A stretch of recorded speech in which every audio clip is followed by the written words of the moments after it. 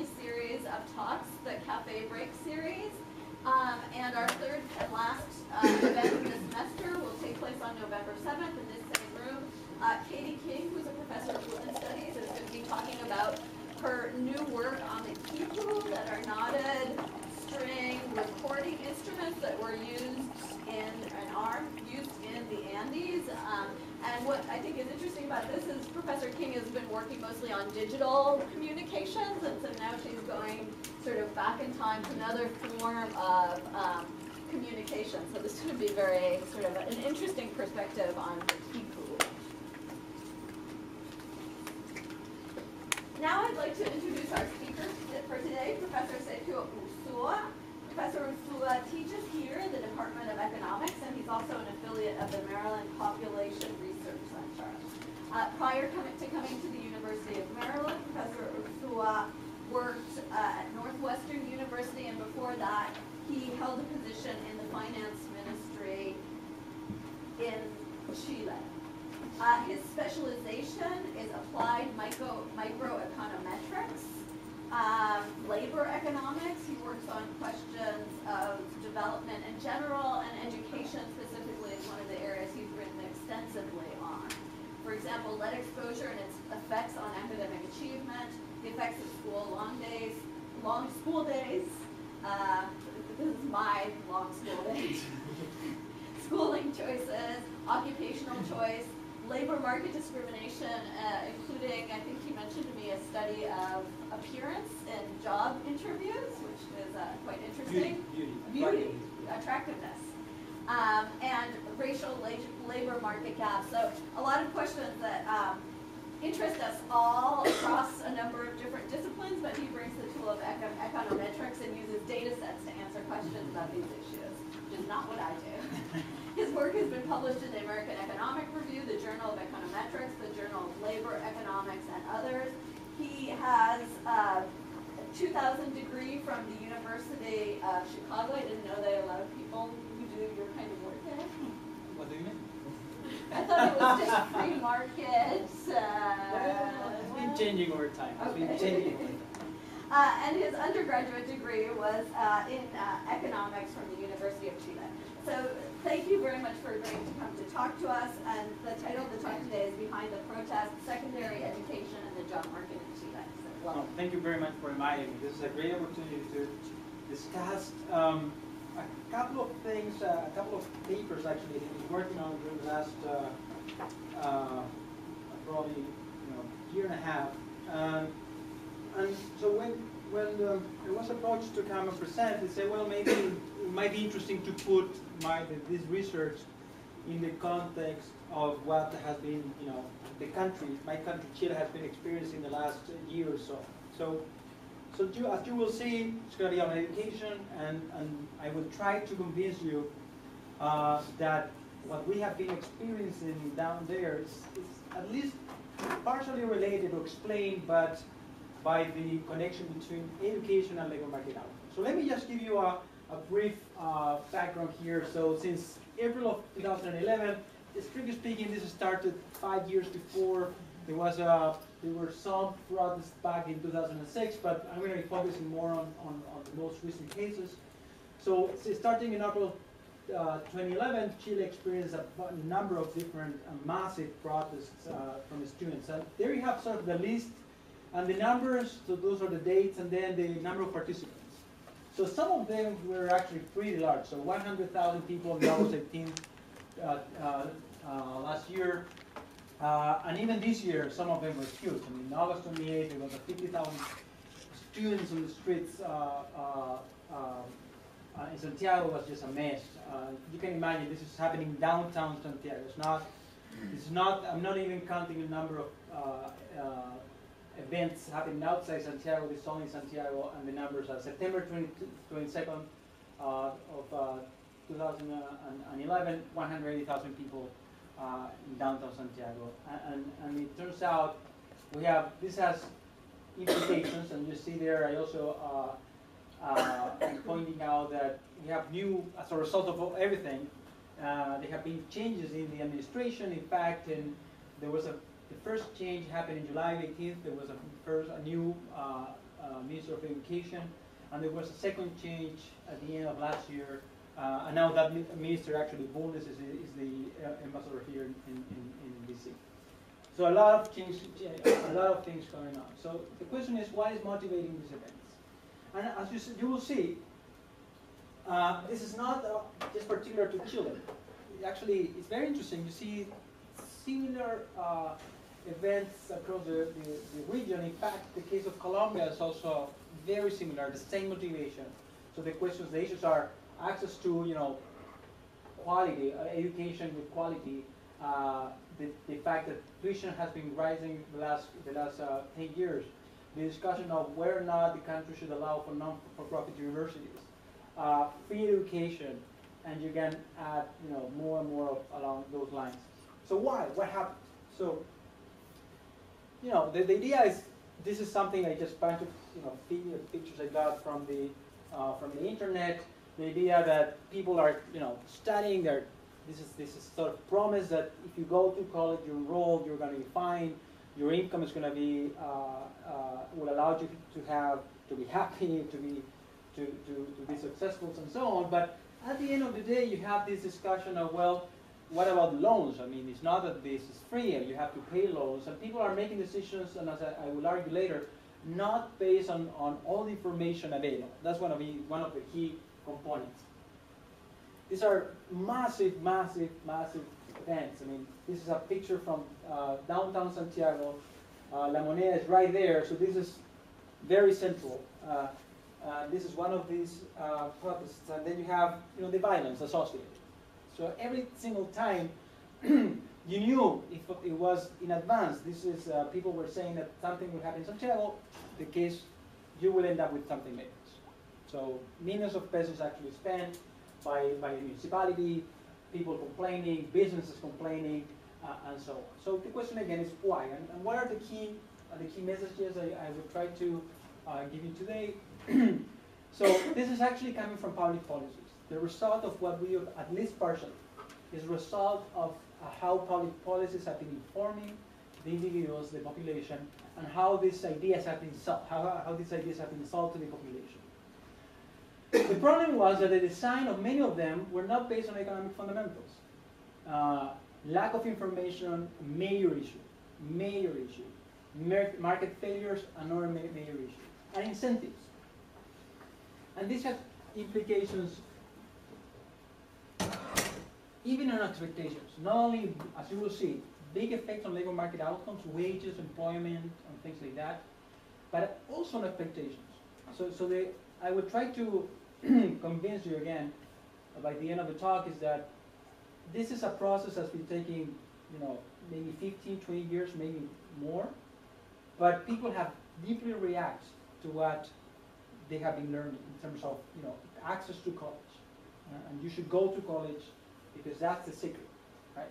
And if you have lack of information, so you're making decisions not based on the right information, if there are market failures, and if incentives are not correctly incorporated into the public policies, then you might be generating tensions in the society that might end up in what I just showed you. That's going to be the argument. So let me just put it in context, right? Why Chile is interesting? I think that most of the discussion has a strong implication even for the US, by the way. If you saw the debate yesterday, many of the things actually are connected to what we hear from Obama and Rubio yesterday. So this is Chile. This is public spending on education. So it's 4.5%. It really depends. This is the World Bank. These are the figures from the World Bank. So it's 5% above the average in Latin America. Different countries are just different years, but a lot of money has been increasing over time. It's increasing over time in a country. probably this by the end of this year, this is going to be the richest country in the region. So Argentina at this point is still ahead of us by a few $100. This is per capita income, but everything suggests is that by the end of this year, Chile is going to be the richest country in the region.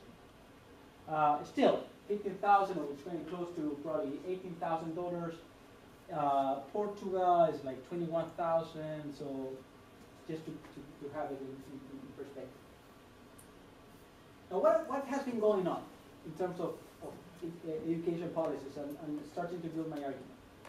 So if you see, for example, this is years of education, but by year of birth. This is data from 2006, and you see how across the different cohorts, so people born in 1935, in average they have like 7 years of education by 2006, and so on, and we have people in the 1980s. Now, the average is around, in that particular cohort, the people, so I was born in 1977, so my generation, at least in average, they have 12 years of education or more. Okay, so it has been increasing. But what's interesting is that so this has been used, right, from political perspective. These are great news, right? So the government has made a lot of effort. Different administrations have been putting a lot of efforts in providing education, and people have been accessing. They're using these services. They are buying education, and as a result of that, you see this increase in the number of years of education in the population. But you don't see significant changes in inequality. And let me show you two figures that might illustrate the point. So first of all, this is the years of education, the same logic, year of birth, and then the different lines will depends on your family background. So if you grew up with both parents, only your mother, only your father, or without parents. And as you see, you can see how they all go up, right? As the government is spending more and more on education and providing services and making secondary education compulsory, for example. Sure, years of education are increasing, but you don't see the gaps closing over the years, which is it's interesting.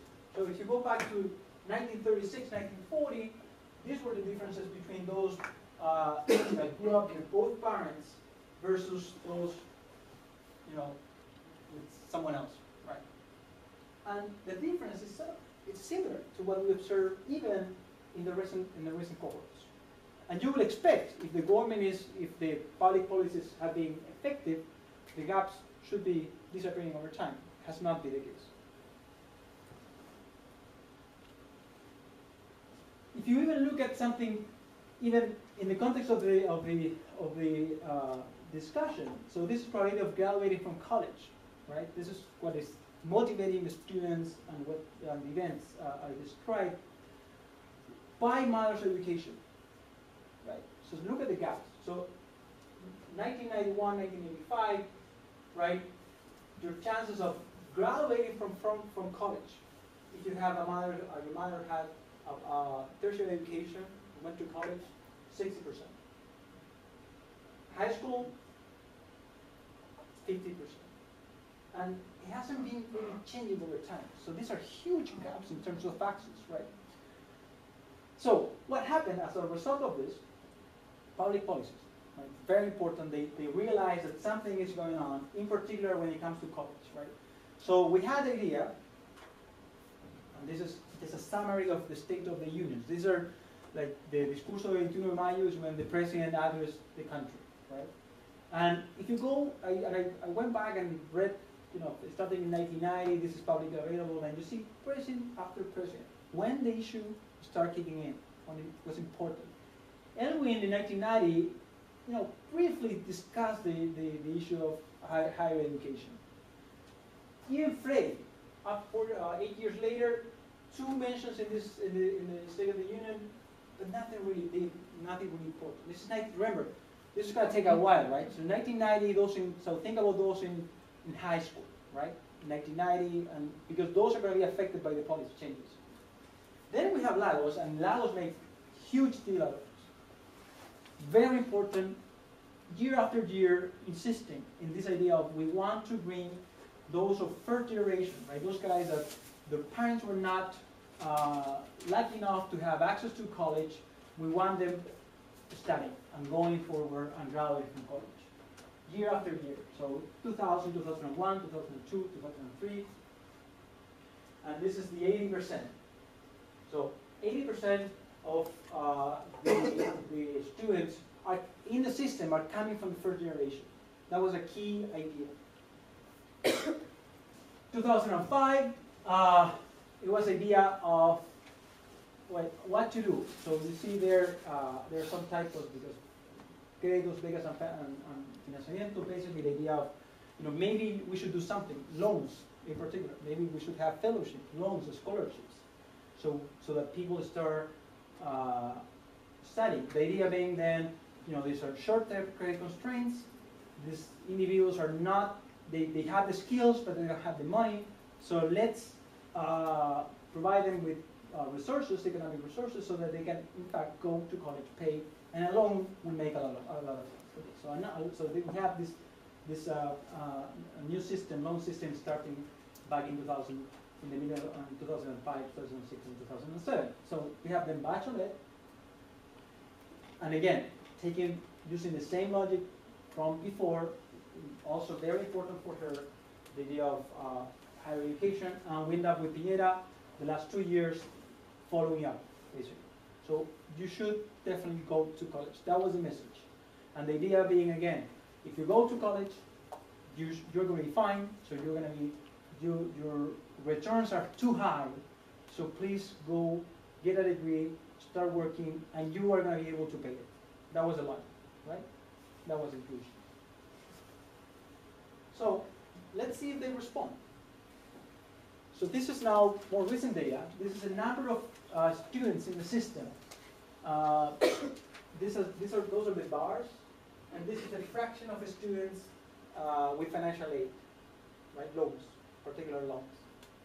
You see how we started in 1999 with around 200,000, and by now this is 2009. But if you look at the most recent figures, 1.1 million, basically.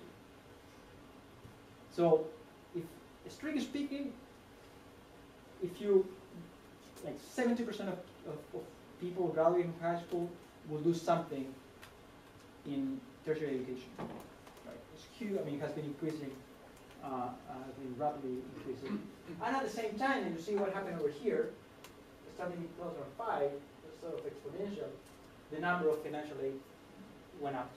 So not only many of them will go, but 50% will receive some sort of financial aid from either the states or the government or the universities. Okay? Let's see now, where's that coming from? So you have 3 different types of institutions. So you have colleges or universities. Those give you like 5 years degree. Then you have the IP, the like professional institutes. Those are giving you 4-year degrees. And then the CFTs, those are giving you 2 years degrees, technical schools, vocational schools. And, sorry, this is 2009. And what you see here is the number of the increase you observe in total enrollment is actually coming from universities. This is not coming from professional institutions or vocational institutions. These are, sorry, vocational institutions. These are from universities, colleges. Right? Most of them actually private institutions, okay, not public institutions. And you see 2 margins. First one, well, the private institutions start enrolling more and more people, and then you have more private institutions as well. So the both things were happening. At the same time, you see an increase, a little bit of an increase in these 4-year and 2 years increase in institutions, but this is actually generating a huge gap in the labor market, because there is the number of technicians in the country right now graduating from these degrees is so low that the returns to actually becoming like a nurse or things like that is huge right now. Right? And on the other hand, those like lawyers that graduated from these private universities, as you will see, they're having a hard time finding good jobs. So you cannot beat the market. The market knows. Let me skip some of this because this is the same thing. So sure, they all respond. What about the labor markets? Let's see what happened with the labor market. So the numbers I'm going to be showing you starting this slide for at least 10, I think. These are the sample is these are national representative sample for the country of people between 25 and 35, right? Not enrolling in college, right? So they're supposed to be working.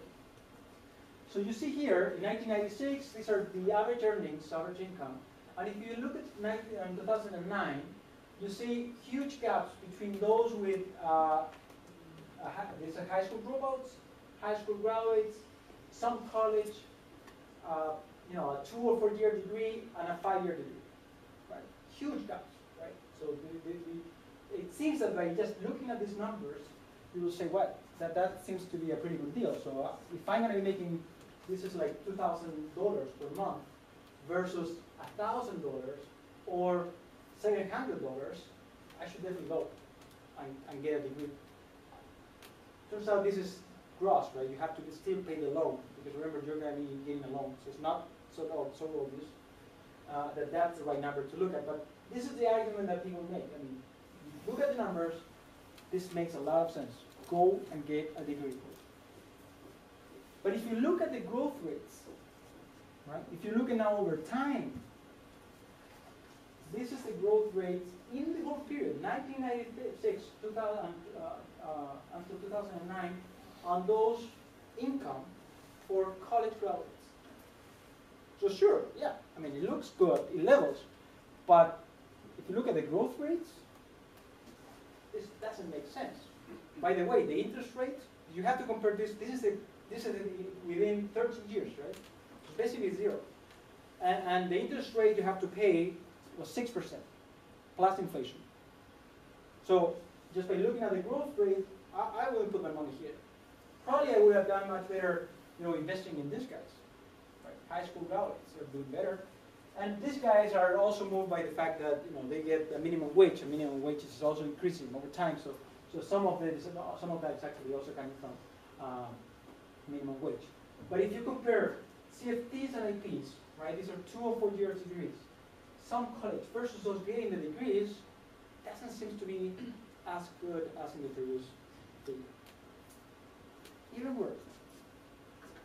Let me show you now the income of the 25th percentile of the some college distribution. Right, those guys that went to college but didn't finish, versus that's this one, right? Versus the median income from a high school graduate. The same sample, 25, 35, year by year. Right? You see how in 1996 they were pretty close. This guy was below already in 1996. This is the guy that went to college, didn't graduate.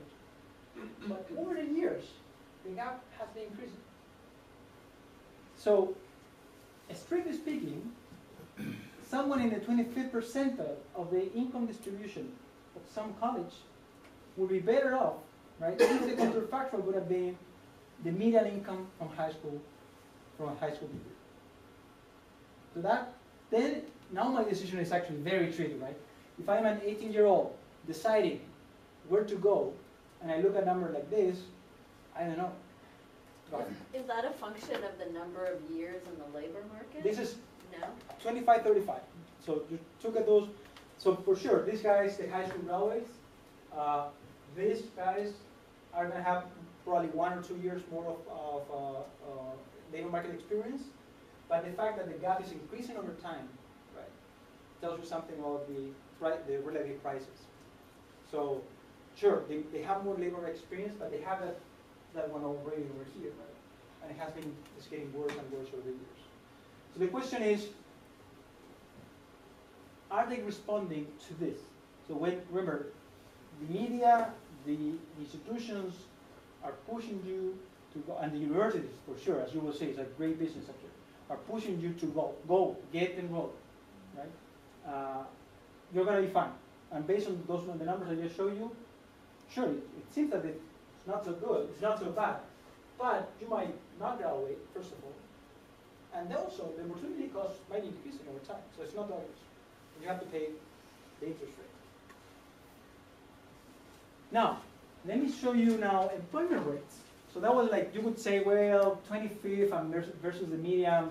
I mean, this guy is making up numbers because, you know, maybe that was the case for those two different percentiles, but what about the average? So let me show you now average employment rates by schooling level over the same period, 1996, 2009. by school level. So employment for those with high school dropouts over here, right? This is, by the way, there was a crisis over here, 1998, 2000, pretty bad, and then the 2009 was pretty bad. So the GDP went down 1% over here. It went down here, but this was way worse than the previous one. So that explains the patterns. But these are the high school dropouts. So these guys were really affected by the 1998-2000 crisis. Really bad. They also were affected over here. Then we have this over here. These are the high school graduates. Then we have, these are the college graduates. IPCFTs, 2 and 4 year degrees. And the guys over, this is, by the way, this is high school graduates. These are not, so you would expect like the order would be college, some college, or college, 4 year, 2 versus 2 or 4, some, and so on, right? But these guys are actually high school graduates. Some college are over here. So employment rates, right? Employment rates, not, this is average employment. It turns out that these guys look like high school dropouts by 2009. Exactly when you were supposed to be protected against something like this, like a macro shock, right? That's exactly when you look like high school dropouts in terms of employment rates. That now you will start wondering about, like, why is that, right? Like, well, that's weird, right? Because these guys got, they got at least spent some years in college. The question is, well, where? I mean, so remember, we have this increasing number of institutions, the quality is becoming an issue. You didn't get a certificate, so maybe it's a really bad signal that you went to this lousy college. You didn't even get a degree, right? So just to understand, on the left-hand axis, so 1 is full employment, 100%. Right.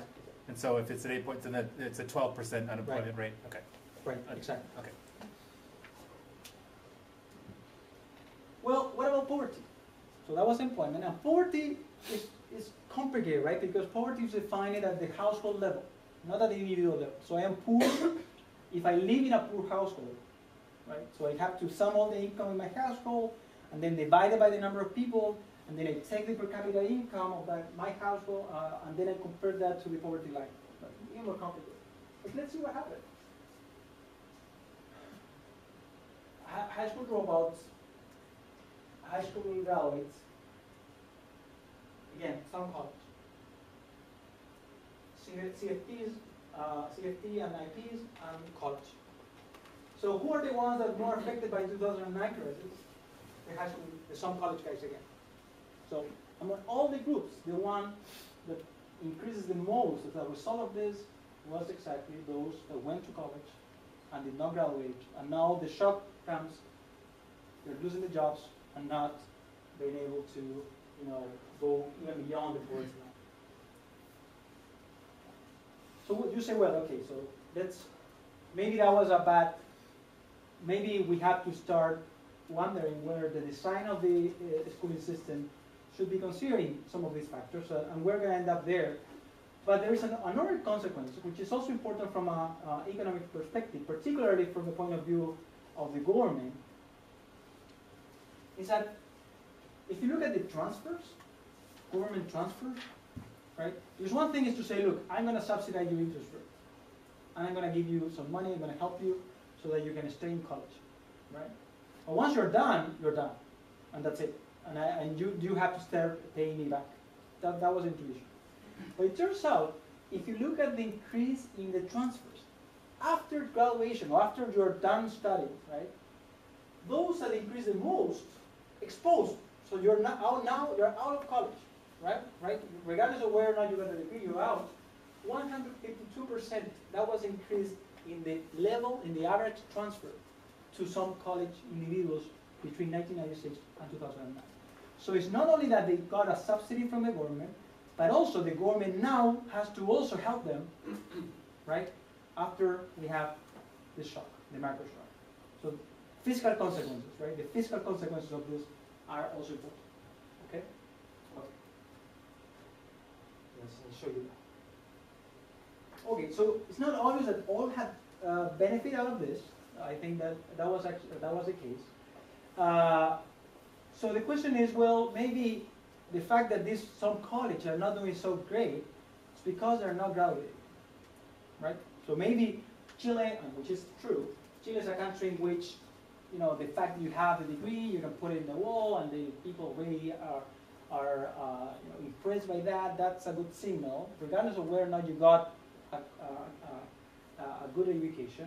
So they didn't get the signal. That's why they are affected by this. So let's see what happens. So the question is, well, what do we do with them? So they went, they trust, they believe in the logic.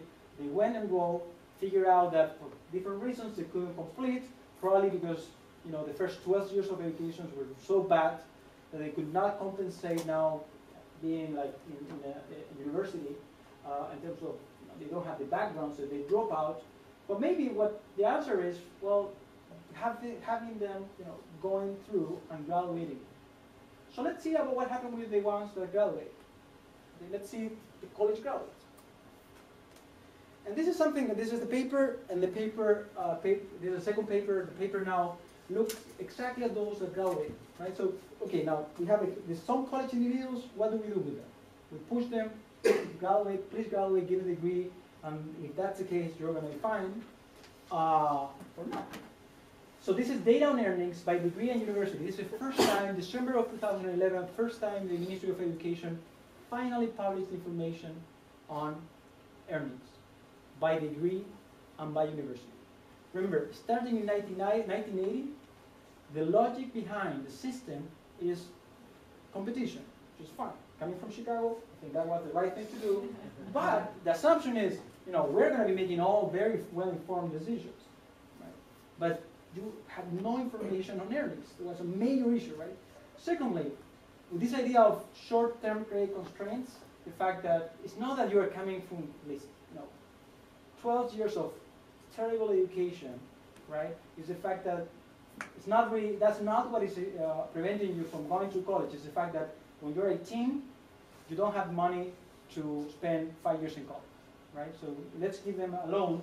Well, in order to get, again, to make the right decision, you should probably know what's going to be your future. Otherwise, getting the loan might be a really, really bad idea. Up to 2011, no information on earnings by education or by degree and university. This December, finally the government decided to post this information. And they also provide information on cost and duration. So think about this, right? So now I know your earnings 4 years after graduation. I know how long will it take you to graduate, and I know tuition. So I can basically compute the return, right? So I know how much money you're going to make. This is going to cost you this, and then I compare that. That's the issue with the counterfactual. And the counterfactual is going to be the 25th percentile from the income distribution of high school graduates. That would be the counterfactual. So it's either you go and you get that money and you pay tuition by this many years. The on button. Just press it once. Which one, off or on? Sorry, it takes 2 seconds to shut off, Okay. and then it takes a bit to reset. So again, so the thought experiment is the following. So suppose you have costs and earnings, right? So I know that you have to spend 5 years in college paying something like $4,000 per year, right? So those are going to be $20,000 at least. And then I know how much money you're going to be making 4 years after graduation. So let's extrapolate from there. And let's compare that with what would you make as a high school graduate in the 25th percentile. Not some college, high school graduate. And these guys are people that actually graduate from college, right? So maybe it sort of makes sense. It could have been in 90th percentile. Taking a long time. It took a long time to turn on and turn off. Okay, so let me tell you what I did in this paper. So we pull all the information. We got information from, this is public information. We got information from the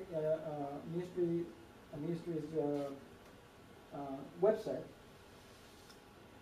And we compute the rate of returns to each degree and institution. Okay? So we put all of them. It turns out many universities didn't provide information, right? So we also point that out. So if you're not providing information to the government, so we're going to have like a label for you. We're going to put you in the analysis, but we will point out, look, you're not providing the information. So probably you're actually below whatever the other institutions are saying. And we construct the returns, and as you would expect, for 4 different degrees, because information was available for 4 different degrees. Law, business and economics, journalism, and psychology. Very popular, by the way, extremely popular degrees in the country. Then we show that, particularly for journalism and psychology, a large fraction of students cannot, the universities cannot secure positive rate of returns. That means that once you take into account earnings, costs, in fact, you will be making less money as a college graduate than as a high school graduate, in the 25th percentile. Okay? It's green now. Oh, it's green now? Okay. Sure. Thank you. Sorry. You would expect, I mean, you would imagine how I start getting, I was back in Chile when I presented, I started getting phone calls, the person was really pissed. And I said, look, you know, if you think that, because they were complaining, well, you know, the numbers that the government is publishing in their websites are not correct, please tell the government to fix those numbers so that people make informed decisions. Yeah, I think it's working.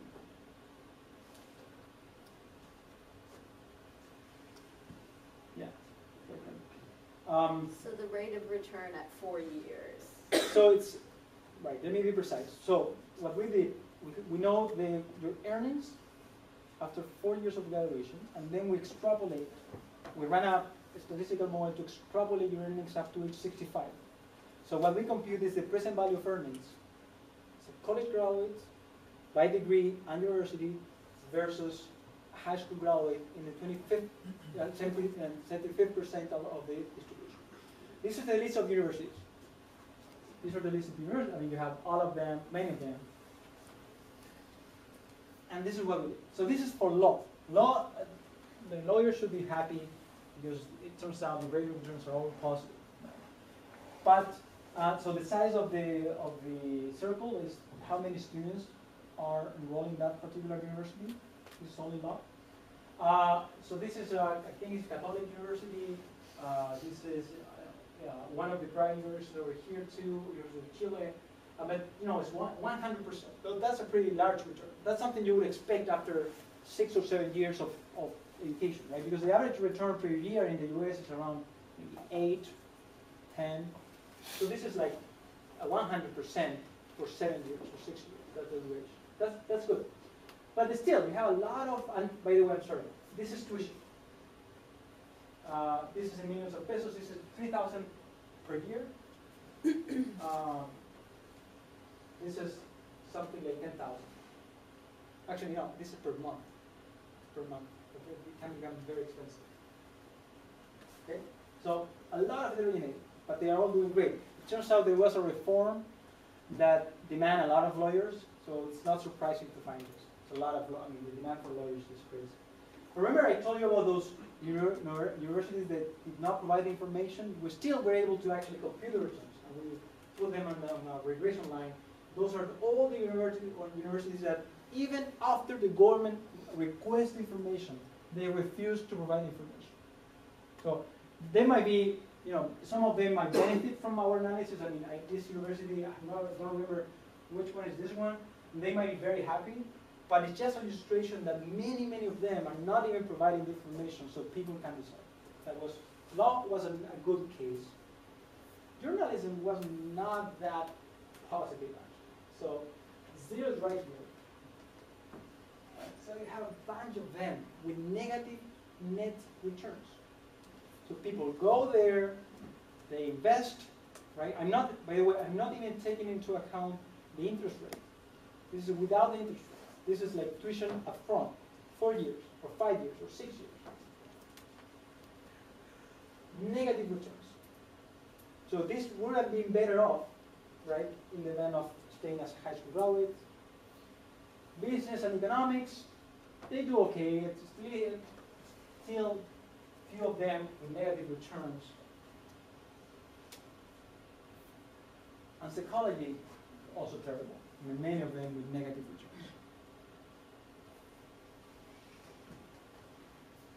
But we didn't want to publish the information like this. It makes no sense. I mean, if the point was actually generate incentives so the universities start providing the information, we have to do something else, which is a ranking. So we rank all the universities, right? Very piece, right? So all of those, in, like the C-type, these are the universities, the bottom of the distribution of returns, you know, and some of them are, you know, pretty good. I mean, this is law, so I'm not very familiar with equality.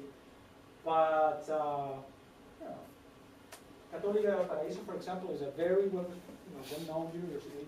It still would be type C. So our point was, look, if you want to move up, if you want to have a new ranking, please be my guest. You should definitely have your own ranking. Inform the students about things like this. Because these people are making decisions in terms of loans, and they're getting not only from the government, but from the private sector to study. I had no idea about return. The same thing for business and economics. This is sort of a market that I know pretty well. And if you look at the list, it makes a lot of sense. I mean, just based on the reputation of the institutions, I wasn't surprised at all when I saw this. The universities, the type A are type A. Seems to be pretty. The A type are the type, and type Z are C's. No question about it. And journalism is and psychology. So this is the distribution by ranking, but I think more importantly, this is the fraction, the proportion of the students with potentially facing negative net returns. So we're talking about like 50% for journalism and psychology. It's a huge issue. Like these guys were convinced, these are the ones that graduated from these places, right?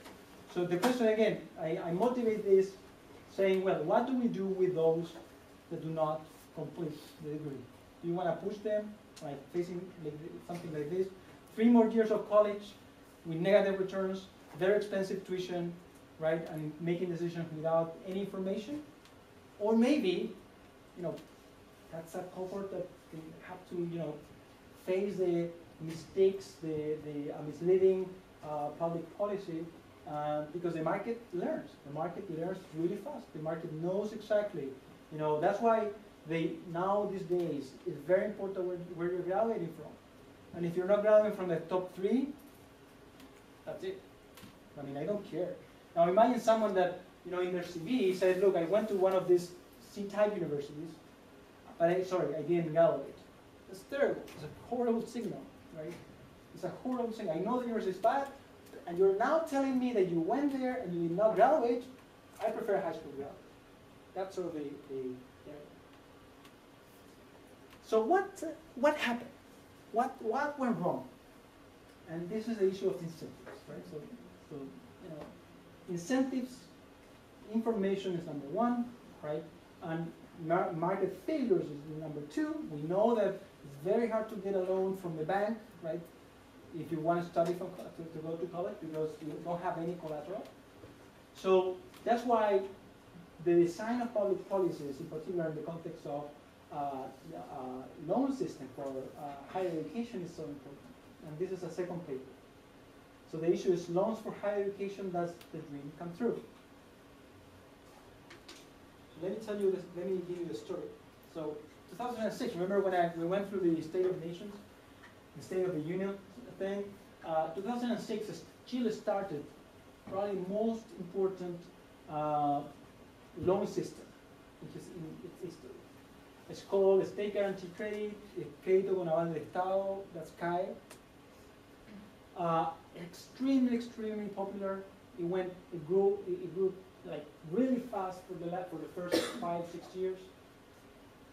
And so what we did in this paper, this is more a structural paper, so I won't go into the details, but we estimate the effect of receiving the loan. in two dimensions. First of all, your chances of enrolling. That was important, right? So if you enroll, let's see if this, in fact, had an effect on whether or not you will enroll. Secondly, whether or not you drop out from college. That was the other component, right? So the logic was there are short-term credit constraints. That's why these guys are dropping from college, because they had to work. So let's give them a loan so they don't have to work, right? So dropout rates should be decreasing after with this, right? That's the second outcome. And the third one is actually more interesting, which is earnings after graduation. So we're going to be following up these kids. We know where they enrolled, they know they got a loan, and we will see them 10 years later, once they're in the labor market. And this is the argument. If they were, in fact, receive a low quality education, their wages should reflect that, right? That's the argument. You say, why is the loan affecting the quality, right? Why is this? Why is that the argument? That's about incentives. And let me tell you what went wrong.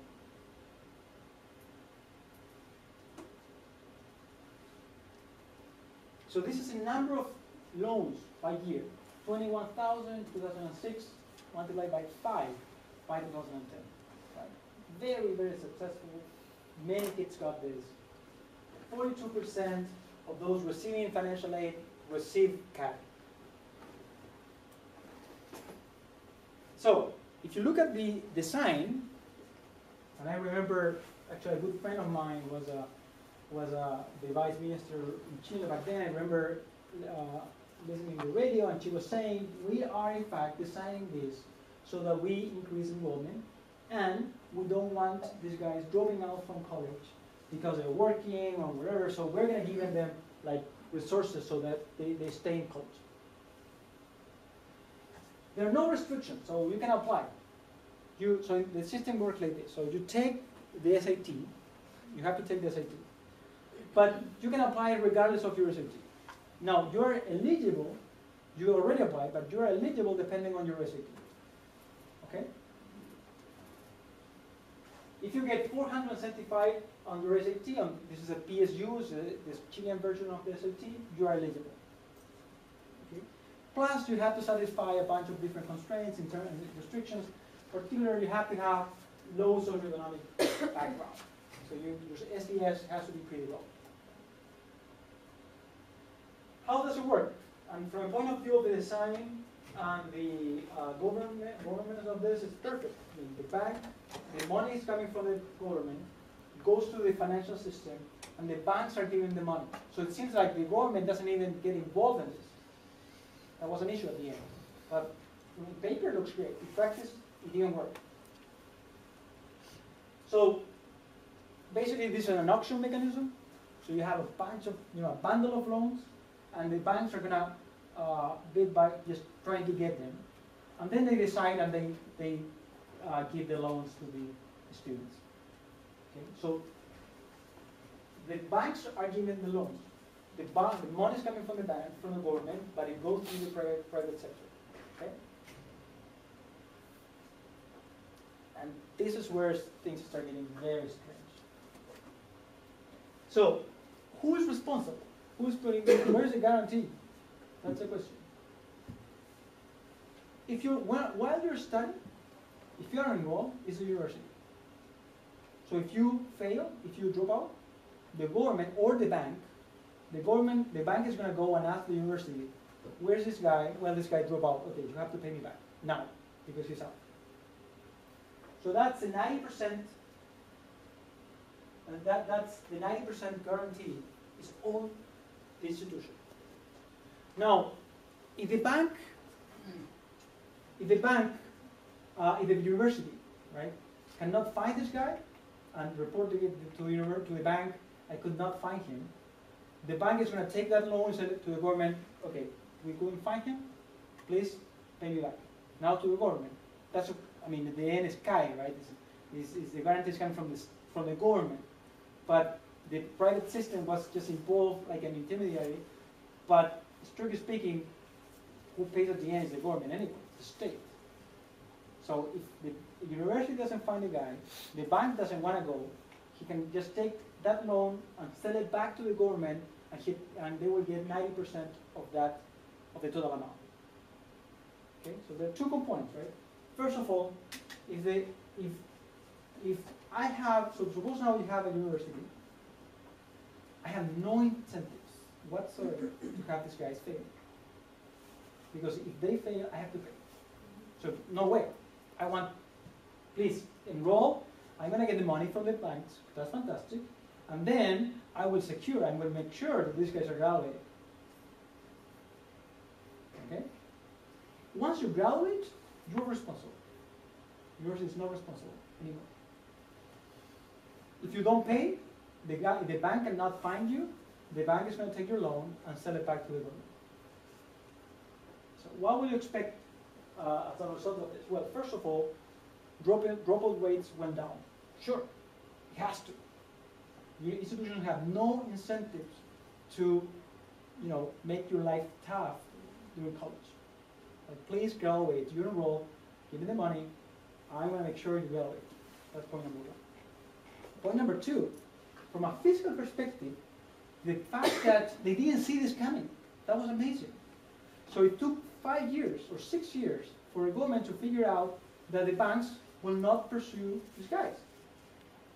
It's crazy, because you know that the bank has no incentive to go and try to find these individuals. It's super expensive, very hard to find. With a 90% guarantee, I would just go to the government, please find me back. So from a fiscal perspective, it turns out you were paying anyway, right? You were paying anyway. So they got this was in 2000. I was there actually in 2010. So the number of loans coming back from the bank increases like 150% in a year, and that was exactly when the first cohort of students, right, should show up paying back, and they didn't. So the first thing the bank did, okay, fine, give me the guarantee, I have to receive the money. So that's about the design.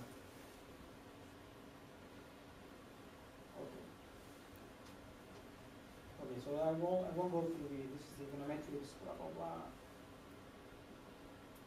So let me tell you about the results, the impact. So we estimate the effect of CAE for CFPs and IPs, because it turns out CFPs and IPs also receive CAE, and the universities.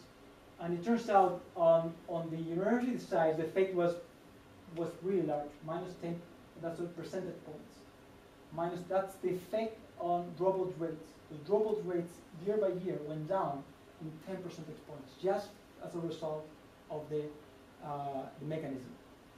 For CFPs and IPs, the 2- and 4-year college degrees institutions, those are 1.6 percentage points, not so large. What's interesting though, and I have to admit, those are good news. So even before anticipating what will happen with wages, this is exactly what you want.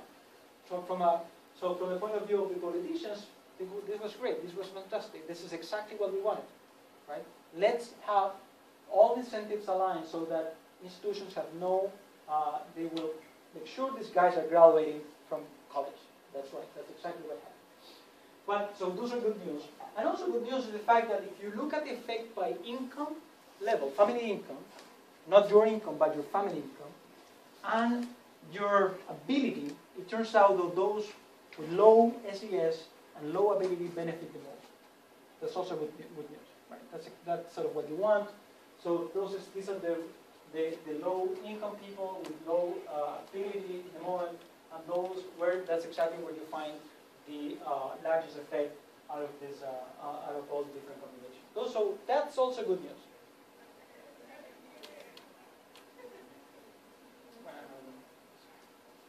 So what about wages?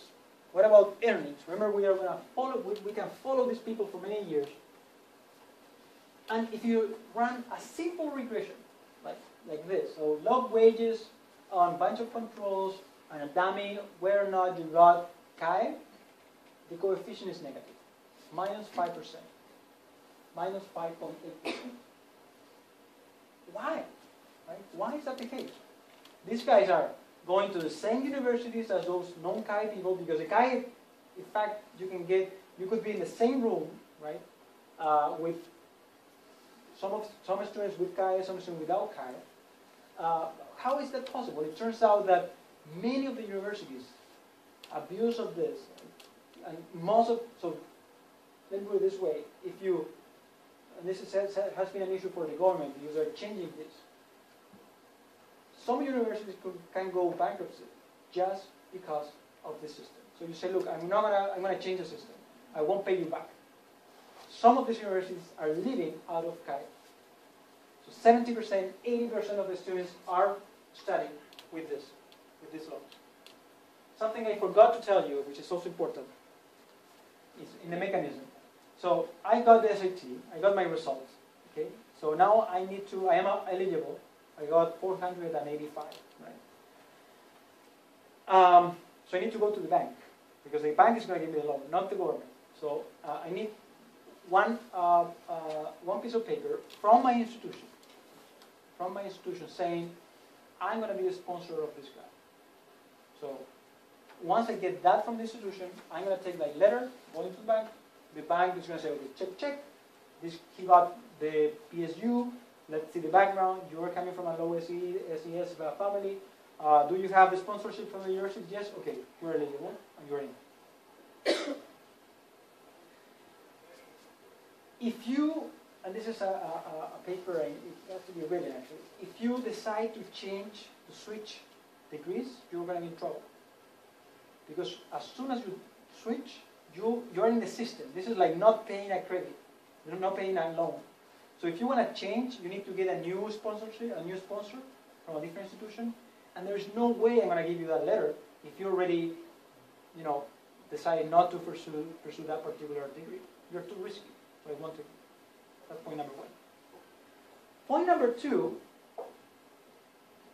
This is a very strange system, because it turns out there is a better loan available. So the Chi has a 6% interest rate, particularly designed again for those low SES individuals. So those are, if you think about in terms of financial terms, these are high risk, right? Coming from bad schools, bad primary and secondary education, bad socioeconomic background, what is the likelihood of these guys dropping pretty high interest rate of 6%. But if you're a good student, you get 2% interest rate, a different system. So those affected by this are not the best students in the country.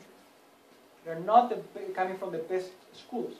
It's actually the marginal guy, the guy that was right between 470 and 480 in the SAT. That guy is going to have access only to Chi, not to the good one. Not to the good one. So that's the second consequence of this. So that 5.8% negative is huge, because these are low SES individuals, right? They probably had a really bad primary and secondary education, and once they go on the labor market, they are penalized because they didn't get a good education. And the market knows that. The market knows that. How does the market know that? Because I know exactly which universities are using the system. That 70%, 80% of the students using the system of studying in that particular university, that's public information. So you're telling me, look, I'm coming from Santo Tomas. I know exactly that your chances of getting that Chi is like 80%. Period. And so I look at your CV. I read more than just that you graduate from college and from that university and that's it. I learned that you're probably coming from a university that does not do a very good job making sure that their graduates are pretty good. Now, so we do this metrics. When we do, we separate by institution and different comparisons, we always get negative effect on earnings. So not only you went to a bad university, now when you go in the labor market and supposedly you have to start paying the credit, you're going to be penalized because the market learned that you didn't go to a very good place. So that's why, if you see the timing of the events, 2011, those guys enrolled in college by 2005. and 2006. So, and college is 5 years. So in 2011, 2012, those graduates, probably the people in the streets, those are the ones experiencing these reforms. So I'm not saying that this is what fully explain what's going on, but definitely it's one of the issues behind the events. So what else? Do we have other effects? And this is something I'm working on. This is a new stuff. So,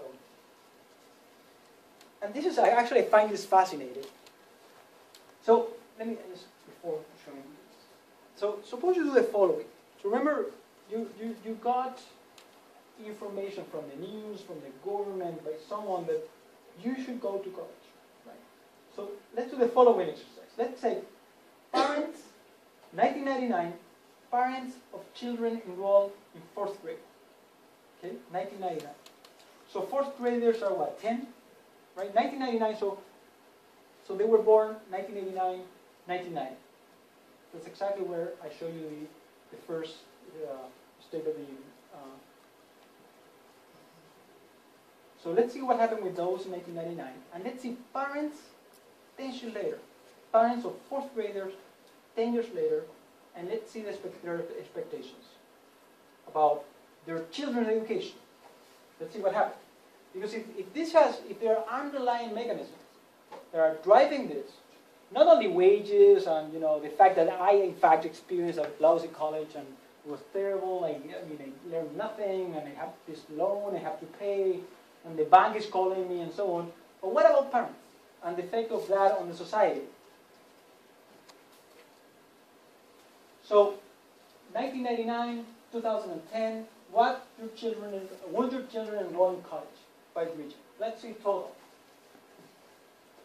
So by 1999, less than 50% of parents of 4th graders in 1999 they declare that their children will go and enroll in college. By 2010, 85%. That's huge. There's no country in the world with that enrollment rate. 85%. Forget it. Forget the U.S. No country from Europe, Asia. Forget it. But parents in Chile, children, 4th graders by 2010, 85% they think they will go to college. By regions, everywhere. This is Santiago, 90.4%. That's again the expectation of parents, and it used to be 60%. What is interesting is if you compare this rate with the fraction of parents in 1999 with college degrees, sure, it's not 50%, but it's like 40%, 30%. So it sort of makes sense, right? You will expect that your kids are going to do better than you, sure, but this is just unbelievable. But maybe they're right. Maybe there's something on the children. They're seeing the children are doing much better or something, right? They just got great children. And you see now, these are the deciles of the performance on achievement test for the children. Okay? So this is 1999. These kids are in the first decile. They're doing pretty bad in these test scores. By the way, we don't know the test scores. Parents and children do not know the result of the test scores. Decile 1, these are the best students. Decile 1, these are the best students. Maybe you would expect, maybe it's just these guys are just getting better and better over time. But even those in the bottom, look at what happened. So it was like 20%. This is now the rate. This is the fraction of they say they're going to college. Like, this is what? This is like 65% of the ones in the first decile, right? It went from 18%, that was probably right. You were in the first decile of the overall distribution, probably that's equality, right? I'm not saying this is the quality of the children, probably influenced by the family background or the quality of the school. I don't know. But back in 1999, if you ask me, the first decile, what are the chances of these kids going to college? Yeah, probably 20% of those kids in the first decile. By 2010, 65%. There's no way. just nowhere. So you see how this increased everywhere. All distribution, all the whole, regardless of the decile, expectations just increase. And again, nothing really happened other than a lot of people going to college because of these loans, and probably parents are now going to start adjusting their expectations. But this is even worse. This is just crazy. Once you start looking at this is unbelievable. This is, what about graduate degrees?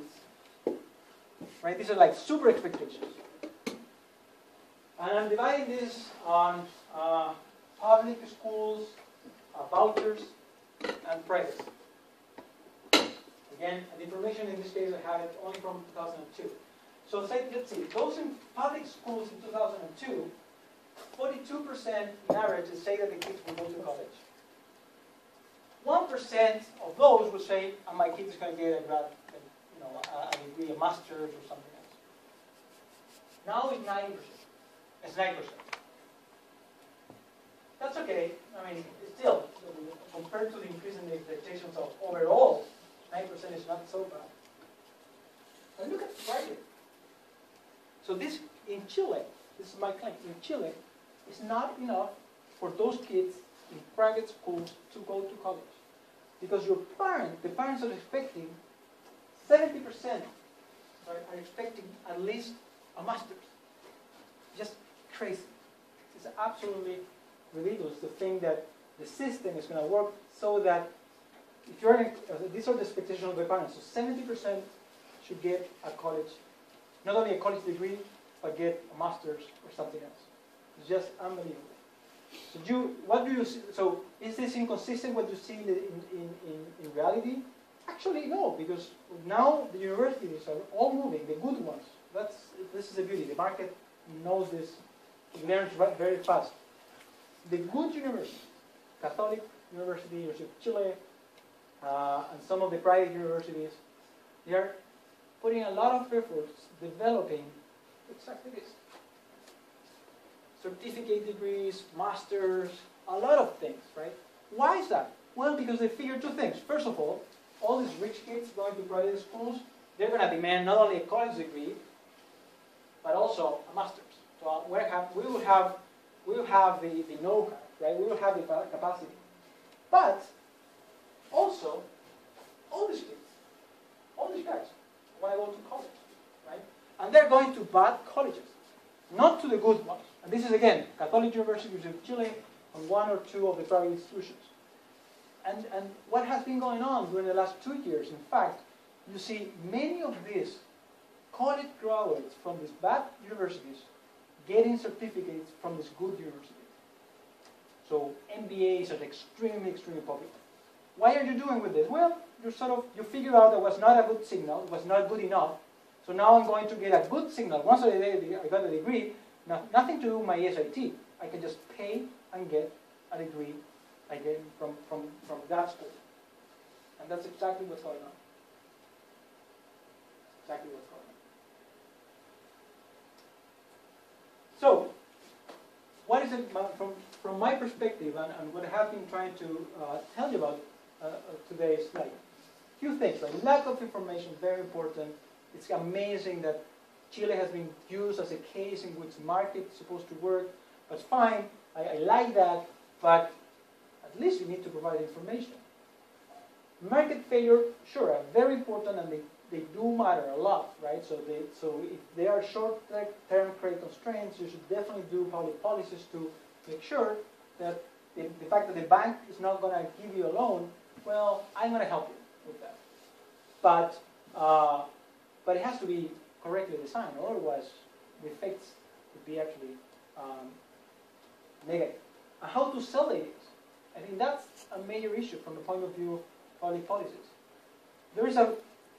I remember presenting this, and I was invited to present this, and I had two very well-known, with good reputation, very well-known economists, left-hand side and my right-hand side.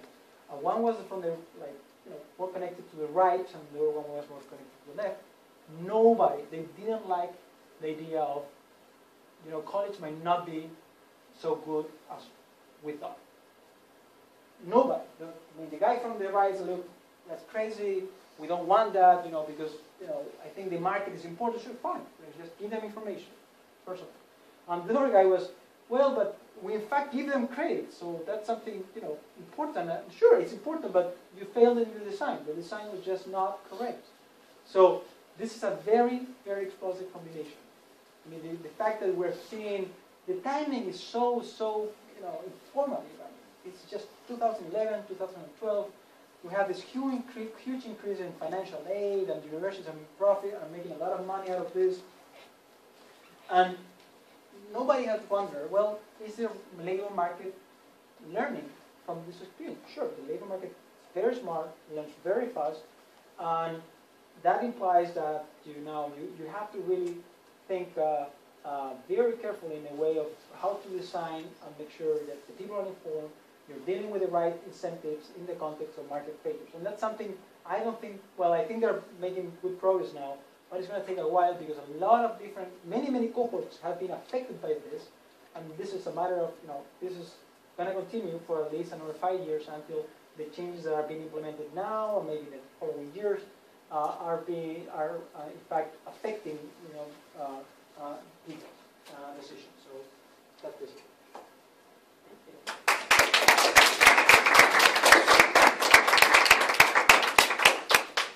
Why don't we open the floor to questions or comments?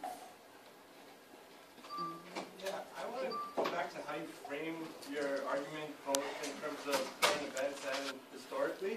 I think one of the fourth or fifth slide was an image of a protest where they're using a direct action tactic where they built a blockade and they've lit it on fire. So there's property destruction and there's impeding traffic. And you describe that as violent. And that kind of runs counter to how I define violence. I define violence as an act by an institution, a system, or an individual against a human being, not against property. I'm sorry, I forgot. Let's see.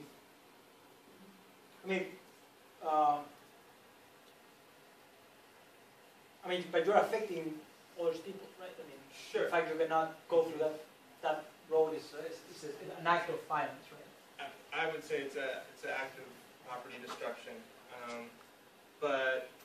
and then the reason why this labor market and education problem is an issue is because it creates this sort of outcome.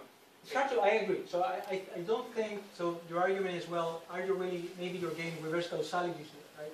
You're saying that this is influencing this, but it could be, this is just the effect of this, right? So you're saying these guys are doing this because they're not getting a very good education, not because of these failures and market imperfections and information and so on.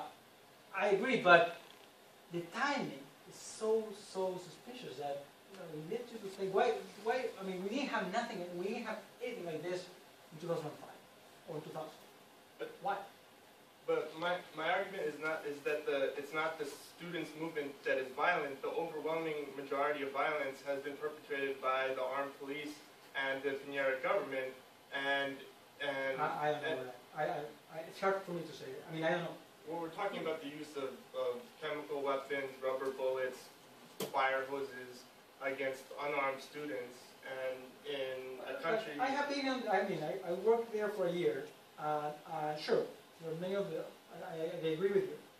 Things like that happen, but I think it's actually the act of violence is actually most likely to happen among the students. That's very obvious.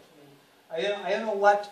Maybe you are promoting the violence, like having police surrounding you, maybe. But usually, I would say, I don't know if this is about this administration. I haven't seen anything different in this administration that I saw back in 1990 or 2000 or 2005. I don't think there's no connection between the violence in the street and particular practices coming from this administration and the way they deal with it. I don't think that's actually. If anything, I think we have been learning, not only with this administration, but the previous one and before. I think the police is getting better and better over the years. So just to argue that this is a result of police being, being tough with these kids, I don't think No. that's actually possible. I'm saying that that the student movement is protesting an issue that's bigger than just education and lack of jobs. The student leadership is radical. They're communist, Sure. they're leftist, Sure. Yeah. and the movement is more than just a movement for students. It's addressing Yeah. the issue. They're No, anti-capitalist in a larger way. no, but you're pointing out something very important. It has been evolving over the year. It's very interesting. The first time, I remember, Camila Vallejos, who's like the leader of this back in 2011, the first TV interview she had, she basically argued, the problem is, there are way too many students in the system. That was a mistake. And the first points they were attacking was, they were basically on the design and how that was affecting the labor markets and the quality of education. And sure, that was and they were absolutely right. They were tackling the right points. And then later, well, you will expect like the teachers unions also saying, yes, that's a very good idea. Let's help support these guys. And then the other unions are also coming, and then politicians are also very supportive of this. And as you would expect, the discussion evolved. And sure, today is the issues about the whole system. But the way that it started is actually, it was very, very focused on this. And I think also that evolution has in fact affected the original arguments. Because I think they lost a lot of power in the discussion exactly because of that. Because it just became too big. So why are you complaining? You're complaining about health, you're complaining about education, you're complaining about public transportation. And I think at the end of the day, what they happened in 2011 is very, very focused argument. This is what is wrong. Now it's too big, and I think the government has been very smart using that, and I think they have lost power actually in the students, the student movement. But I think. Yeah, Yes, just interrupt a little we bit. can continue later. Sure. The student movement lost power, but today Camila Vallejos and Noam Teitelbaum are receiving an award from the IPS. So I don't think. But they are not involved. I mean, they're not. So Camila is not really involved this year. He's the vice president. She lost the election, by the way. She lost the election. So a more radical candidate. But they are Exactly, it was a more radical going to be candidate. giving the award for the. No, but those are words. That's fine. But I wouldn't read much out of those awards. I mean, those are, she was in the New York Times. She became like a very, important figure in the world. I really think, if you look at the discussion today, 2012 versus 2011, I think the big difference is that back in 2011, the discussion was they were exactly where they were supposed to be attacking. Like the design is wrong, and that was very powerful, and that's why it was a very strong movement.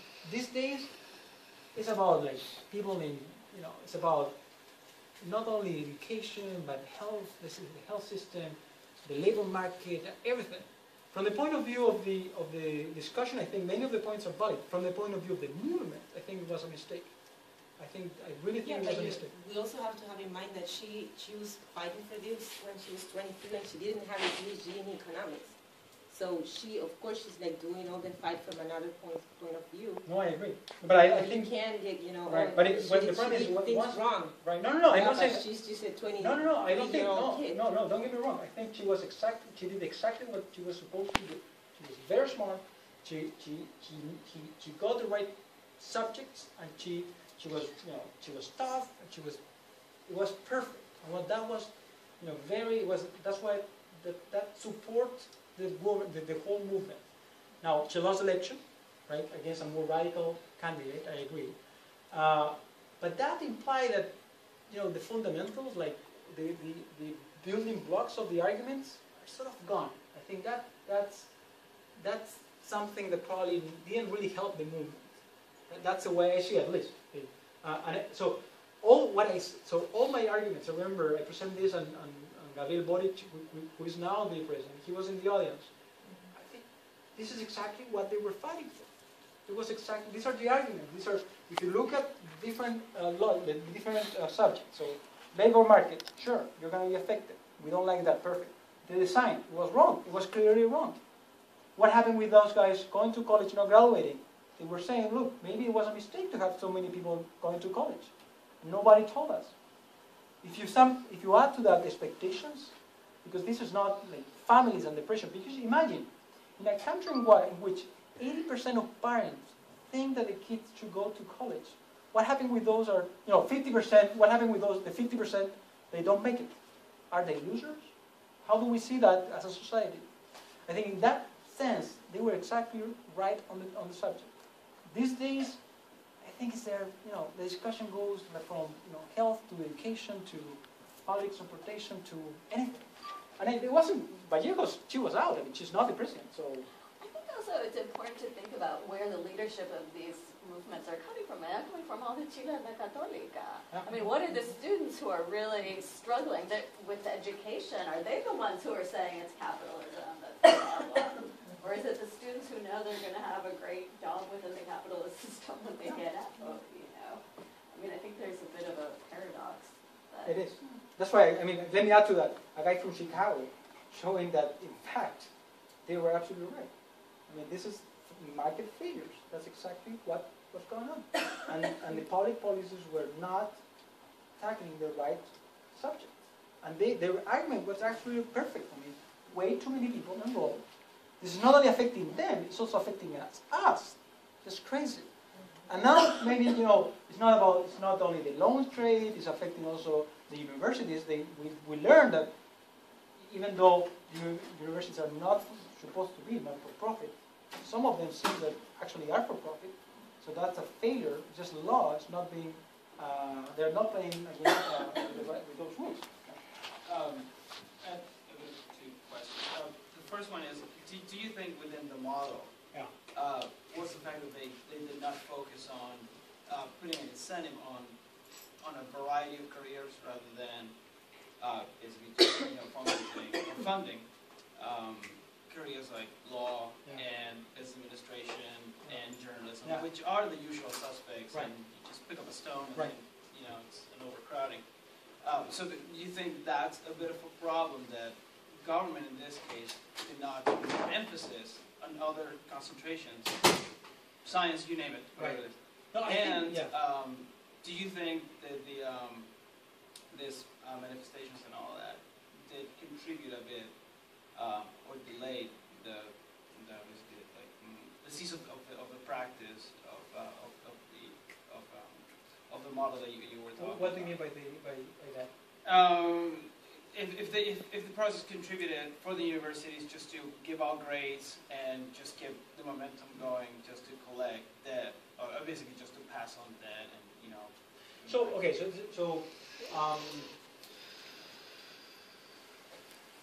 I think let me put it this way.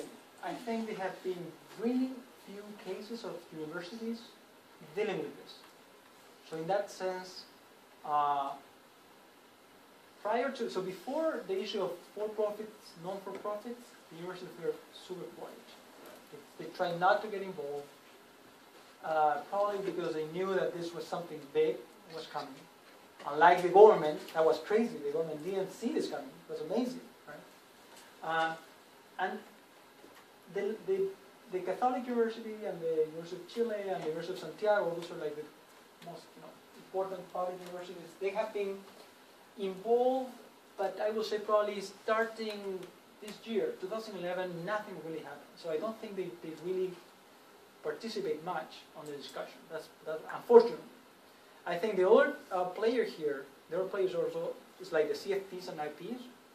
They have a lot to say. Those are, so out of 1.1 million, 70,000 are going to 2 CFTs, INACAP and WOC. That's a large number, and 2 CFTs and IPs. And these guys are doing great. They're basically using the information. It's amazing. The media, they have been very smart. What are they doing? So the universities are basically, the way they attract the students is like, well, you know, we're certificate. We have this certification by these international institutions. That's BS, all of them. So, I mean, it doesn't work. No discussion about earnings, no discussion about labor market outcomes. These CFTs and IPs are focusing on exactly that. So look, after 2 years of graduation, 96% of our graduates are making this much money, right? And that's sort of what the information they need. Now, the problem in the society now, like from a systemic perspective, I think the problem is that if you go to one of these institutions, it's like socially, I think you're going to be discriminated, unfortunately, which is, I think, is crazy. It's a mistake. But how do you explain that? Well, a combination of public policies telling you that you have to go to college. 85% of the kids parents going to private schools thinking that the kids are going to go to grad school, which is crazy. You would expect that, you know, someone going to a 2-year college is someone that didn't make it, right? I think the combination of the inaction from the point of view of these universities and the fact that these, you know, CFTs and IPs are actually working very hard to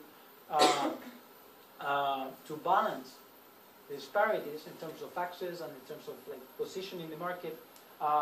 It's something is evolving. I mean, it's going to be changing. Now the discussion is how do we go from 8 out of 10 degrees coming from universities to 5 and 5 universities versus technical degrees. And in that discussion, I bet you, not only the students, but the universities are going to be involved. The other thing that the university have been also participating on, which is very important for them, for sure, is about the duration of the degrees. Because with all these incentives, it's not only that you want to have these kids graduated, but also you want to have like long degrees.